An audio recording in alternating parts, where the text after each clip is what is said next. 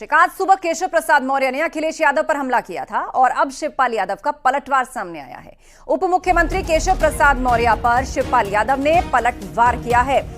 केशव प्रसाद मौर्य बड़बोले नेता हैं। शिवपाल यादव ने यह बात कही। उनसे उनका विभाग नहीं संभल रहा, मुख्यमंत्री ने उन्हें झुनझुना पकड़ा दिया है, ये कहा शिवपाल यादव। दरअसल केशव प्रसाद मौर्य ने अखिलेश यादव पर निशाना साधा था। इशारों में उन्होंने चाचा भतीजा को लेकर कमेंट किया था, जिस पर शिवपाल यादव ने पलटवार किया है और कहा है कि उनसे उनका विभाग नहीं संभल रहा, मुख्यमंत्री ने उन्हें झुनझुना पकड़ा दिया है। केशव प्रसाद मौर्य बड़बोले नेता हैं।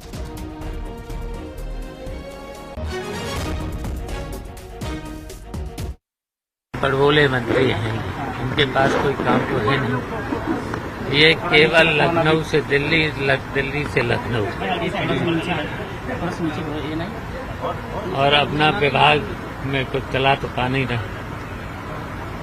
और मुख्यमंत्री ने खुद ही उनको झुंझुना पकड़ा दिया है, कोई काम के तो नहीं।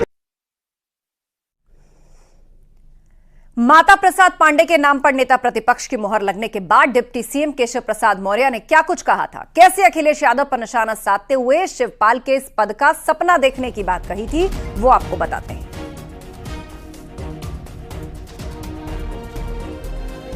व्यक्तिगत तौर से बहुत सम्मान करते हैं, वो नेता प्रतिपक्ष बने हैं, उनको बधाई भी देते हैं, लेकिन श्री अखिलेश यादव जी का असली चेहरा सामने आया।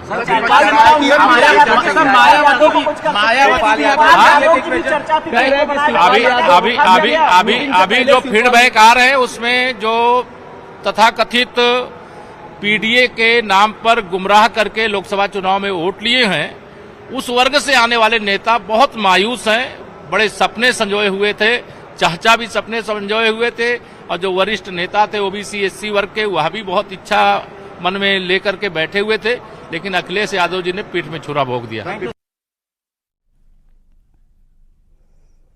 उधर केशव प्रसाद मौर्य के पोस्ट के बाद अब नेता प्रतिपक्ष माता प्रसाद पांडे ने भी पलटवार किया। उन्होंने ट्वीट करके लिखा, आप घबराइए नहीं, हम पीडीए की लड़ाई लड़ते रहेंगे, सबको हक मिलेगा, बाकी मानसून ऑफर अब भी है।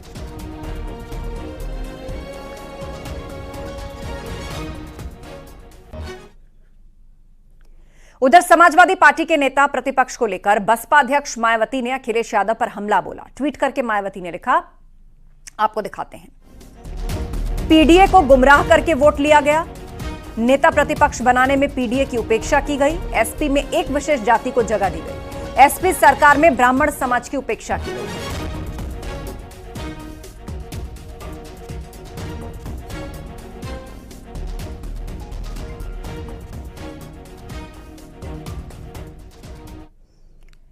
उधर विधानसभा में एसपी के चीफ व्हिप कमाल अख्तर ने डिप्टी सीएम केशव प्रसाद मौर्य पर निशाना साधा था।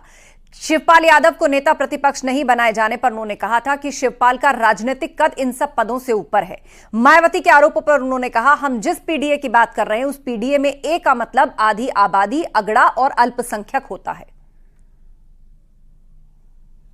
एक कहावत है, खिसियानी बिल्ली खम्मा नोचे।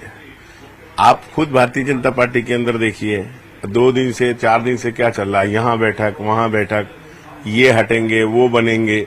तो जहां तक शिवपाल जी का सवाल है, शिवपाल जी का कद इन सारी चीजों से बहुत ऊपर है। उन्हें अपने बारे में सोचना चाहिए कि उनकी स्थिति सरकार के अंदर क्या है।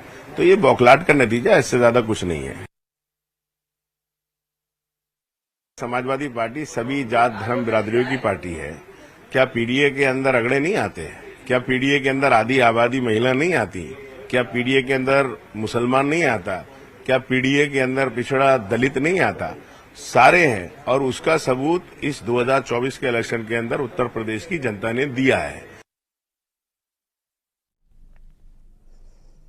यूपी विधानसभा का सत्र, सियासी संग्राम, सदन में विपक्ष का हंगामा, सियासी शोर, विपक्ष का सवाल, सरकार का जवाब। जी हां, यही घटनाक्रम है जो चल रहा है।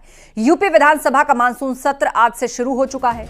विधानसभा सत्र की शुरुआत पर सीएम योगी ने जनप्रतिनिधियों से सदन चलाने में अपना योगदान देने की अपील की है। हालांकि सत्र के पहले दिन सदन में विपक्ष ने कई मुद्दों को लेकर हंगामा किया है।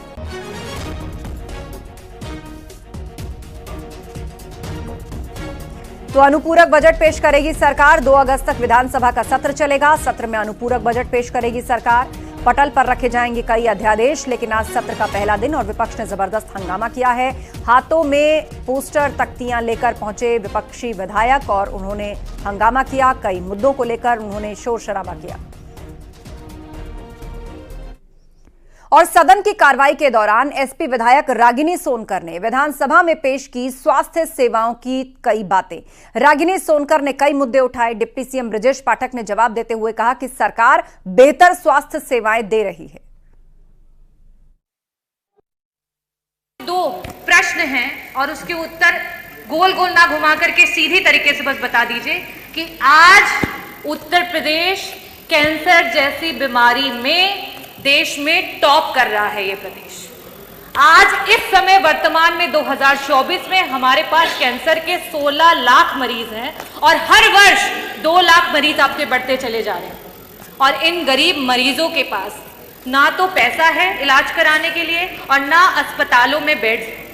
इन परिस्थितियों में अगर वो मरीज किसी प्राइवेट अस्पताल में जाता है, बड़ा बड़ा एस्टिमेट मिलता है। क्या सरकार कैंसर के सारे उत्तर प्रदेश के मरीजों को उनका जो एस्टिमेट जहां से भी बन करके आता है उसका एक मुश्त में पैसा उपलब्ध कराएगी कि नहीं कराएगी? मेरा दूसरा सवाल है मंत्री जी कि आज जब आपने जवाब नहीं दिया कि आपके पास सुपर स्पेशलिटी के डॉक्टर्स कितने बढ़ गए हैं। पूरे भारत वर्ष में उत्तर प्रदेश नंबर 1 पर है आयुष्मान भारत कार्ड बनाने में। और हमने सरकारी अस्पतालों के साथ साथ प्राइवेट अस्पतालों को भी उसमें चिन्हित किया है, लिस्टेड किया है।